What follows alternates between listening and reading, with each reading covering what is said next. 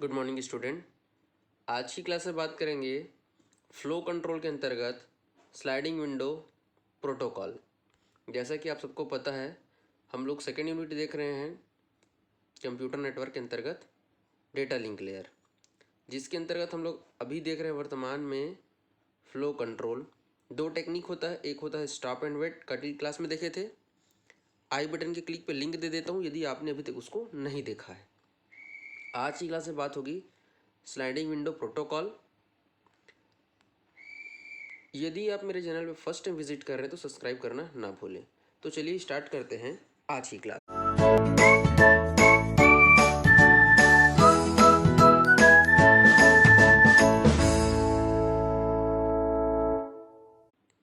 थोड़ा सा flow control को मैं रिवाइंड करा देता हूँ।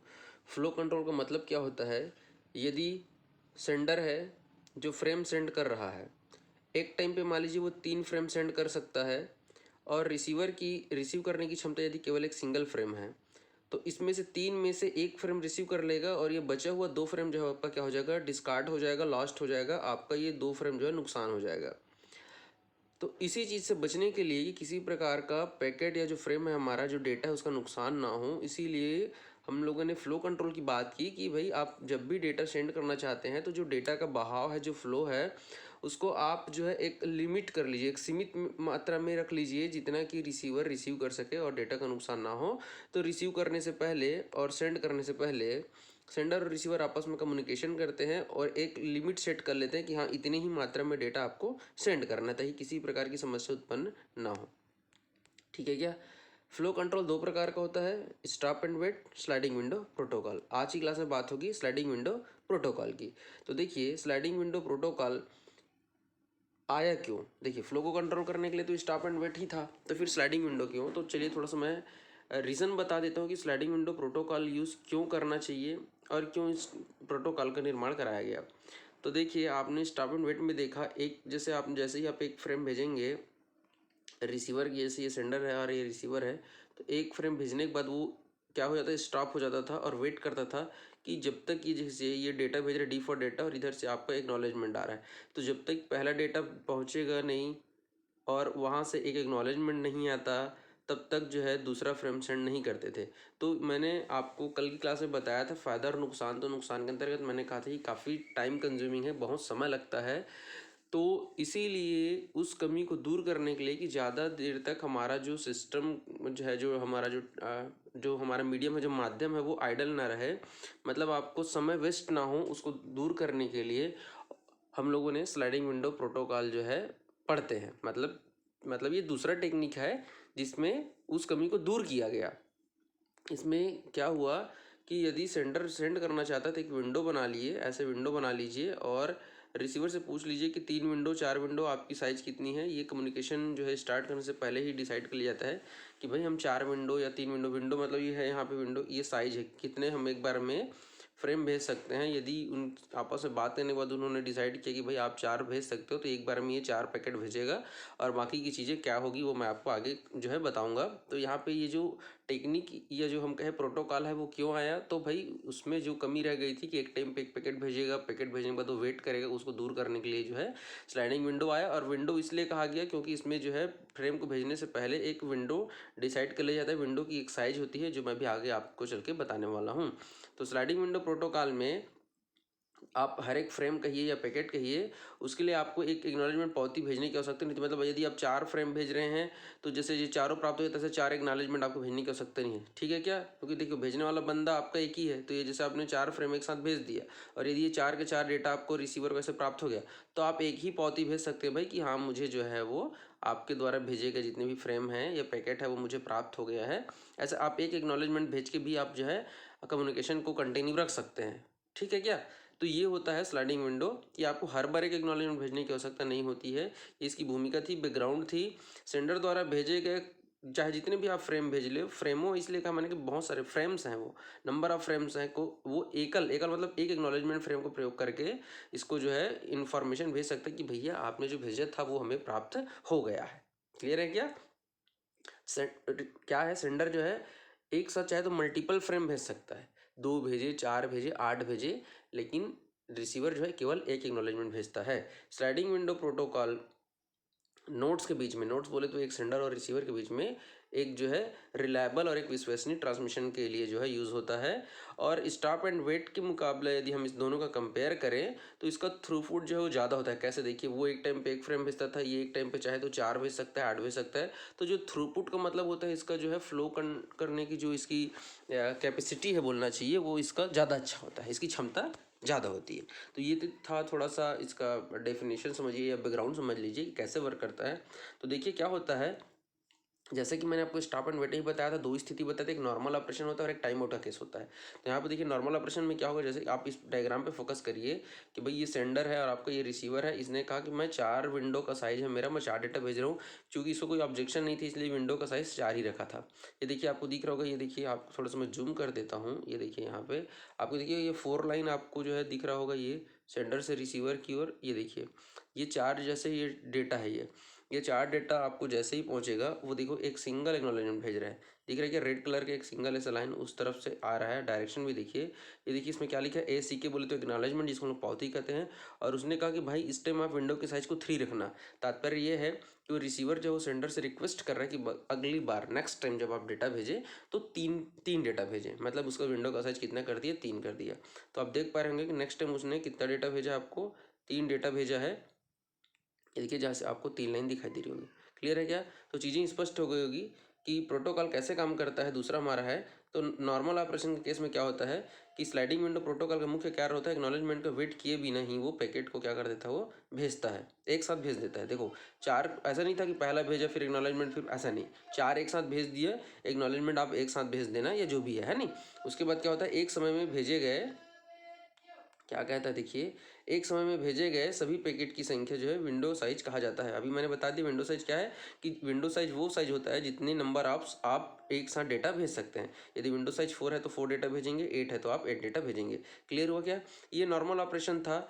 लेकिन यदि आप टाइम आउट की बात करें तो बेसिकली जो हमारा स्लाइडिंग विंडो प्रोटोकॉल है वो जो है 2 प्रकार का होता है।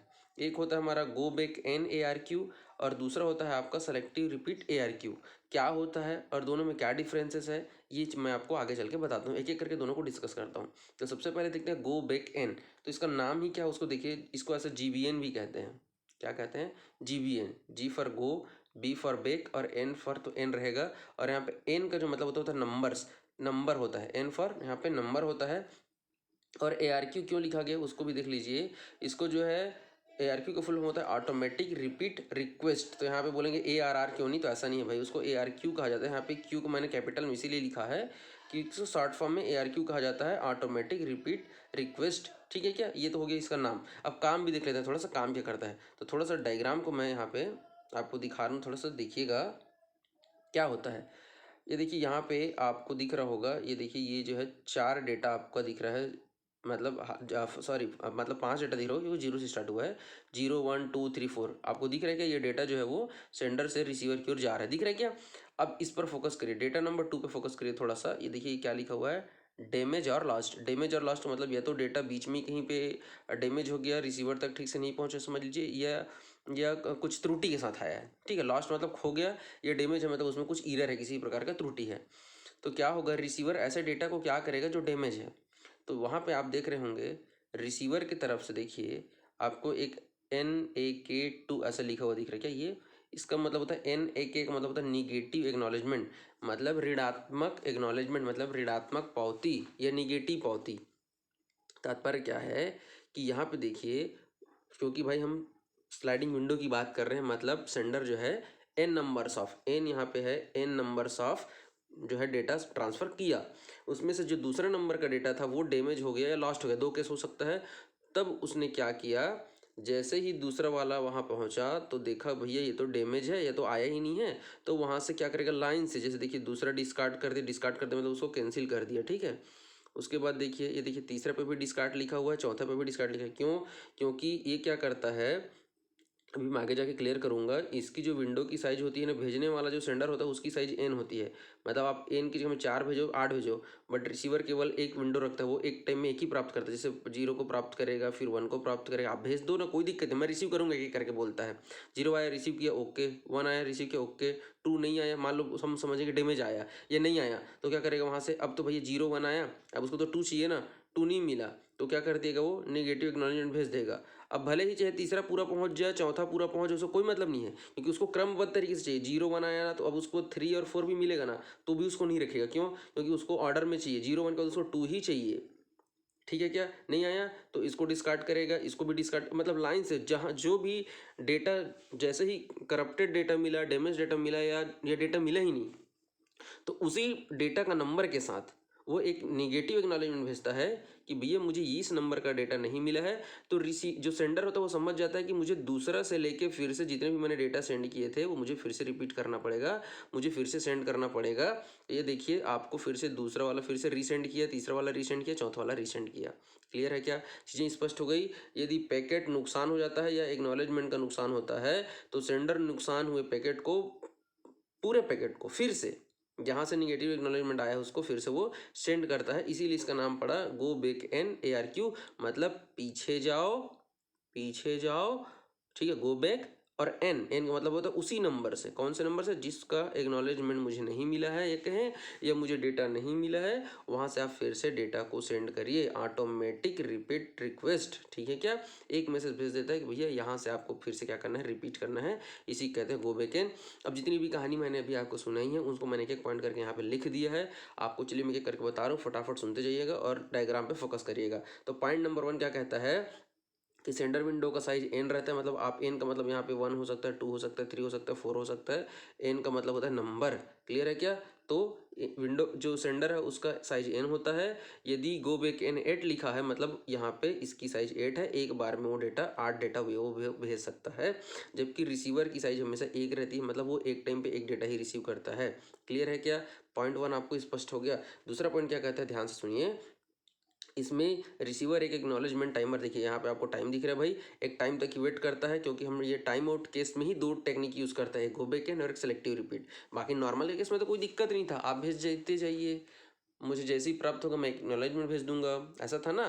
बट ये टाइम आउट के केस में है, रिसीवर एक एक्नॉलेजमेंट टाइमर मेंटेन करके रखता है। जब रिसीवर को फ्रेम प्राप्त होता है तो वो एक्नॉलेजमेंट टाइमर उसको क्या करता है, वो स्टार्ट कर देता है।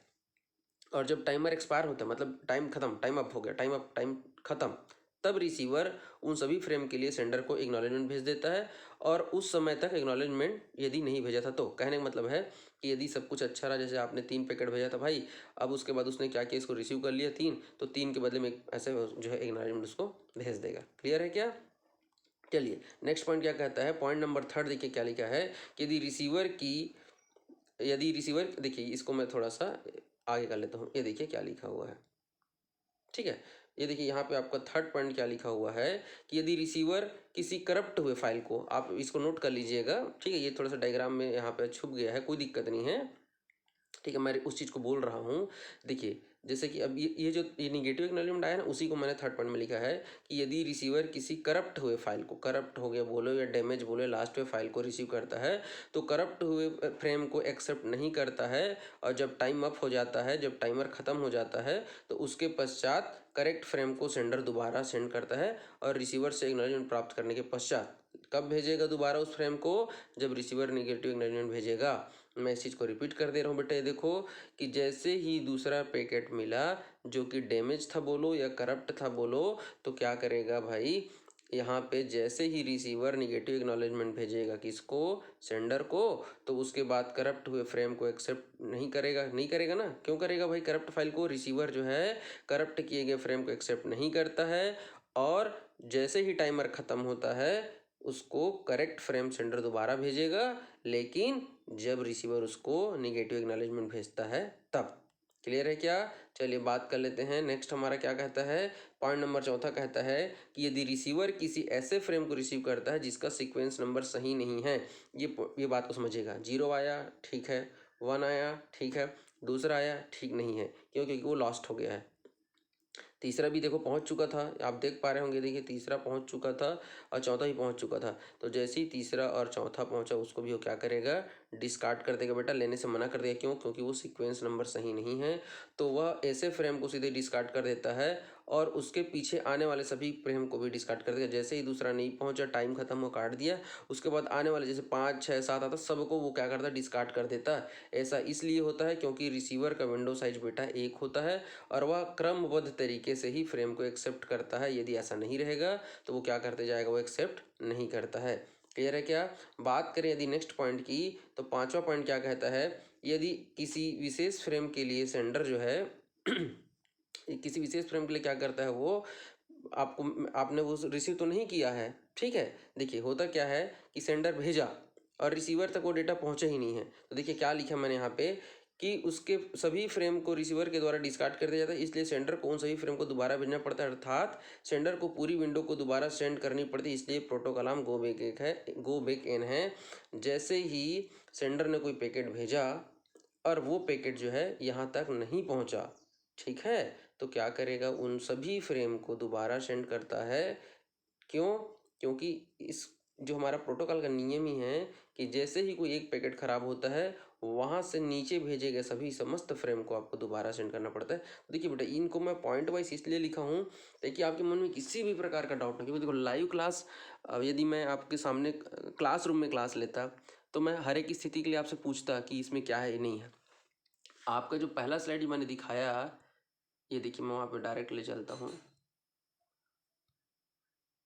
ये देखिए ये वाला जो मैं आपको जो ये लिखा हूँ, इसमें मैंने सार में सारे सब जो चीज़ें हैं उसको यहाँ पे मैंने लिख दिया था, ठीक है। बट क्या है कि आपको पूरे एक एक वो जो जो जो चीज़ें वहाँ पे हो रही है वो सब आपको पता होना चाहिए, इसीलिए मैंने इसको अलग अलग पॉइंट में लिखा है। छठा पॉइंट भी चलिए देख लेते हैं। यदि कोई फ्रेम रिसीवर तक पहुँचने से पहले ही लास्ट हो जाता है तो उस फ्रेम को दोबारा वापस तभी भेजा जा सकता है जब टाइमर एक्सपायर होता है। तो ठीक है, जैसे मान लीजिए कुछ चीज़ यहाँ पे छूट गया है, तो मैंने उस चीज़ को बोला है, उसको आप लिख लीजिएगा। और यदि छूट जाएगा बेटा तो कोई दिक्कत नहीं है, आप मुझे जो है टेक्स्ट कर दीजिएगा, मैं उसको वहाँ पे लिख के आपको भेज दूंगा। इसका पीडीएफ भी मैं आपको सेंड कर दूंगा, आप कमेंट बॉक्स में मुझे भेज देना, ठीक है। चलिए बात करते हैं, जो सेकंड टेक्निक है हमारा, सेकंड प्रोटोकॉल है सेलेक्टिव रिपीट। तो ये भी तो स्लाइडिंग विंडो का ही है, बट थोड़ा सा डिफरेंस क्या है उसको मैं आपको एक लाइन में, आपको इसी स्लाइड में आपको बता देता हूँ। देखिए यहाँ पे क्या होगा, जैसे देखो 0 भेजा, 1 भेजा, 2 भेजा बेटा, 2 आपका क्या हो गया, डिस्कार्ड, 2 आपका डैमेज हो गया, ठीक है ना, समझिएगा बात, और डिस्कार्ड हो गया। लेकिन तीसरा देखो पहुंच चुका है, चौथा आपका पहुंच चुका है ना ये, अरे देखो ना बाबू, सिर्फ डिस्कार्ड किस पे लिखा हूँ मैं, दूसरे नंबर के डेटा पे, तीसरा चौथा तो पहुंच गया है ना। तो सेलेक्टिव रिपीट नाम से, सेलेक्टिव रिपीट मतलब जो सेलेक्टेड जो हमारा डेटा है और जो सेलेक्टेड डेटा डैमेज हुआ है, केवल उसी को आप रिपीट कराओ। सेलेक्टिव रिपीट का मतलब होता है चयन, जो हम चयन करके भेज रहे हैं केवल उसको भेजिए। तो हमने क्या देखो भेजा है, निगेटिव एक्नॉलेजमेंट 2 लिखा है। तो जैसे कि आप देख पा रहे हैं बेटा, वो केवल 2 को रीसेंड किया है और 4 तक मेरा सब कुछ सही सही पहुंच चुका था। तो देखो 4 के बाद वो कंटिन्यू किया 5 और ऐसा 6। तो गो बैक एन और सेलेक्टिव रिपीट दोनों में डिफरेंस समझ में आया। वो क्या करता है, जैसे ही कोई नेगेटिव एक्नॉलेजमेंट आता है तो वहाँ से पुनः, जैसे अभी दूसरा दिखता है तो पूरा 3 4 5 6 7 8 सबको भेजता है। बट सेलेक्टिव रिपीट ऐसा नहीं करता है, जो पैकेट केवल डिस्कार्ड हुआ है केवल उसी पैकेट को रिपीट करता है, जी जिसको आप सेलेक्ट करके भेजेंगे उसी को रिपीट करेगा। उम्मीद करता हूँ ये बात समझ में आ गई होगी। यदि रिसीवर किसी ऐसे फ्रेम को रिसीव करता है जो करप्ट हो, तो वह उसे सीधे डिस्कार्ड नहीं करता है, बल्कि टाइम का वेट करता है, टाइम तक वेट करते रहता है। जैसे ही टाइम ऑफ होता है, देखो जिस टाइम ऑफ में उसने क्या किया था, 4 तक भेजा था, तो देखो 2 बस डैमेज हुआ बेटा, बाकी 3 4 पहुंच गया था। जैसे ही आपका टाइम खत्म हुआ, उसने क्या कर दिया, वो एक्नॉलेजमेंट भेज दिया। किस टाइप की एक्नॉलेजमेंट, निगेटिव एक्नॉलेजमेंट। और जैसे ही निगेटिव एक्नॉलेजमेंट जो है आप यहाँ पे देख पा रहे होंगे, निगेटिव एक्नॉलेजमेंट जैसे ही आपको मिलेगा सेंडर के रूप, आप सेंडर हो, आपको मिलेगा, तो केवल और केवल उस फ्रेम को आप दोबारा सेंड करते हैं जिसके लिए NAK मतलब निगेटिव एक्नॉलेजमेंट आया है, ठीक है क्या। और किसी टाइमर को जो है एक्सपायर होने का इंतजार नहीं करना पड़ता है। जैसे ही आपको निगेटिव एक्नॉलेजमेंट आता है, आप उसको क्या कर देते हैं, डायरेक्ट उसको भेज देते हैं। और ये जो टेक्निक है उसको हम लोग क्या करते हैं, सेलेक्टिव रिपीट प्रोटोकॉल कहते हैं। टेक्निक यही है, प्रोटोकॉल बात है की है। देख लीजिए भाई, केवल दूसरा लॉस्ट हुआ था, केवल उसी को ही आपने निगेटिव एक्नॉलेजमेंट भेजा था, तो केवल दूसरा को ही रिपीट किया है, बाकी सबको रिपीट नहीं किया है। क्लियर है क्या? इसके लिए भी चलिए कुछ पॉइंट मैं आपको बता देता हूँ क्या क्या स्थिति बनती है। सबसे मुख्य और इंपॉर्टेंट चीज़ है भाई कि सेंडर का जो साइज होता है, विंडो साइज, और रिसीवर का दोनों सेम होता है। जबकि गो बैक एन केस में क्या होता है, ये n होता था, मतलब इसको आप जितना चाहे रख लो, ये हमेशा 1 होता था। बट इस टाइम क्या होता है, जैसे यदि ये 3 है तो ये भी 3 होगा, ये 4 है तो ये भी 4 होगा। मतलब यदि n विंडो की साइज है सेंडर की साइड तो रिसीवर की साइड भी n ही होगा, दोनों आपस में बराबर होता है। दूसरा चीज़ क्या कहता है कि यदि फ्रेम का सीक्वेंस नंबर गलत होता है तो रिसीवर उस फ्रेम को डिस्कार्ड नहीं करता है और उस फ्रेम को अपने विंडो में रख लेता है। इस चीज़ को आप स्पष्ट रूप से समझ गए होंगे कि देखिए जैसे ही आपको बेटा 0 आया ओके हुआ, 1 आया ओके हुआ, लेकिन 2 आया ओके नहीं था, लेकिन 3 आया वो भी ओके था, 4 आया वो भी ओके था। देखिए दिख रहा है ना 3 और 4, तो देखिए क्या करेगा वो 3 और 4 को भी रख लेगा। ठीक है क्या, 0 1 तो आया था सीक्वेंस में भी था, ठीक है, 3 4 आया उसको भी रख लिया। हाँ 2 के लिए भी भेज दे, हाँ इसको आप दोबारा भेजिए भाई क्योंकि ये हमारे पास नहीं पहुंचा है, ये जो भी है ठीक है क्या। उसका तो देखो क्या किया, फिर दोबारा दूसरे को सेंड किया, रख लिया, और 5वां 6वां को भी रख लिया। क्लियर है क्या। तो वही कह रहा है भाई कि यदि किसी फ्रेम का सीक्वेंस नंबर गलत होता है तो फ्रेम उसको डिस्कार्ड नहीं करता, उसको अपने विंडो में अपने पास रख लेता है। बाद में क्या करेगा वो सॉर्टिंग लिंक लिस्ट सबका प्रयोग करेगा और उसको फिर क्या करेगा व्यवस्थित ढंग से रख लेगा। आगे के पॉइंट में मैं यही चीज़ आपको क्लियर करने वाला हूँ। सेलेक्टिव रिपीट में क्या होता है, रिसीवर विंडो को एक लिंक लिस्ट की तरह इंप्लीमेंट किया जाता है। लिंक लिस्ट क्या होता है, देखिए जैसे 0 आया रख लेगा, इसके पीछे डाल दिया 1 आया 1 को रख लिया, उसके पीछे जैसे 2 नहीं आया 3 आया 3 को रख लेगा, फिर ऐसे 4 को रख लेगा। बाद में देखो 4 के बाद 2 आया बेटा, आप डायग्राम में देखिए फोकस करिए, 4 के बाद 2 आया 2 को रख लिया, फिर 5 को रख लिया, फिर 6 को रख लिया। तो इस प्रकार से लिंक लिस्ट की तरह क्या करता है, जब भी कोई भी फ्रेम आता जाता है उसको क्या करता है एक के पीछे उसको ऐसे क्या करता जाता है उसको रखते जाता है। ठीक है क्या, अंत में डाल देता है। बात करते हैं नेक्स्ट पॉइंट का। देखिए क्या कहता है कि जब भी किसी फ्रेम का सीक्वेंस नंबर गलत होता है अर्थात फ्रेम अपने ऑर्डर में नहीं होता है तो रिसीवर उसको सॉर्टिंग परफॉर्म करता है। सॉर्टिंग समझते हैं आप लोगों ने फर्स्ट ईयर में पढ़ाया, वो मैं ही पढ़ाया था, डाटा स्ट्रक्चर आप लोग भूले तो नहीं है ना। बिल्कुल भाई, सॉर्टिंग क्या करता है, जैसे अभी मैंने कहा कि 0 आया 1 आया, फिर उसका 3 आया, फिर 4 आया, फिर 2 आया, फिर 5 आया और 6 आया, तो इसमें सॉर्टिंग ऑपरेशन लगाएगा और सॉर्टिंग बाद क्या हो जाएगा 0 1 2 3 4 5 6, देखिए क्रमबद्ध तरीके से उसको व्यवस्थित कर लेगा। तो आप देख पा रहे होंगे लिंक लिस्ट होता है, सॉर्टिंग होता है और इसमें सर्चिंग भी होता है। तो सर्चिंग कैसे, तो देखिए क्या करता है, यदि सेंडर कोई फ्रेम भेजता है और बीच में कहीं पर लास्ट हो जाता है तो सेंडर क्या करता है सर्च ऑपरेशन परफॉर्म करता है और खोए हुए फ्रेम को सर्च करता है। जैसे देखिए यहाँ पे देखिए 0 को भेजा, 1 को भेजा, 2 3 4 को सबको भेज दिया था, बट 2 बीच में खराब हो गया था। तो क्या करेगा वो, जैसे ही एन के आता है वो देखता है भाई 2 कहाँ कौन गायब है, 0 है 1 है 2 नहीं है, हाँ तो फिर चलो 2 नहीं है उसको दोबारा भेज दो। तो समझ गए क्या, जो है सर्चिंग का भी प्रयोग करता है कौन, सेलेक्टिव रिपीट। लिंक लिस्ट भी, सॉर्टिंग भी, सर्चिंग भी, ये सभी ऑपरेशन सेलेक्टिव रिपीट में होता है, गो बैकएंड में नहीं। यदि कोई फ्रेम रिसीवर तक पहुंचने से पहले ही खो जाता है, देखिए क्या लिखा है, पहुंचने से पहले ही खो जाता है, लॉस्ट हो जाता है, तब भी आपको दोबारा भेजना पड़ता है। टाइम आउट खत्म होने तक आप वेट कर लीजिए, उसके बाद उसको क्या कर दीजिए, दोबारा उसको भेज दीजिए। दोनों स्थिति है ना भाई, समझ रहे हैं क्या। देखिए मैं इसको रिपीट करता हूँ भाई, देखो एक स्थिति क्या होता है, आप भेज रहे थे रास्ते में ही खराब हो गया, मैंने कल बताया था, ये एक प्रॉब्लम है। दूसरा आपने भेज दिया और एक्नॉलेजमेंट ही रास्ते में रुक गया, तो दोनों स्थिति के लिए आपको क्या करना पड़ेगा, डेटा को दोबारा भेजना पड़ेगा। तो उम्मीद करता हूँ आज का लेक्चर आपको पसंद आया होगा, लाइक जरूर करिए, दोस्तों के साथ शेयर कर दिया करो, कमेंट करके बताना कैसे लगा। आज के लिए आपके लिए क्वेश्चन है, आप मुझे कम से कम 2 गो बैक एन और सेलेक्टिव रिपीट में कम से कम 2 अंतर आप मुझे कमेंट बॉक्स में लिख के बताएंगे। मैं देख लूँगा कौन स्टूडेंट भेज रहा है कौन नहीं भेज रहा, जो नहीं भेजेगा उसको पनिशमेंट मिलेगा पक्का। मैं आप लोग को फिर होमवर्क देना शुरू कर दूंगा, मैं काफ़ी बना तो रहे हो और एक्स्ट्रा कुछ वर्क देना शुरू करूँगा। आप ईमानदारी से वीडियो को देखिए और कम से कम 2 आपको डिफरेंस लिखना है। चलिए मिलते हैं नेक्स्ट लेक्चर में। थैंक यू, जय हिंद जय भारत।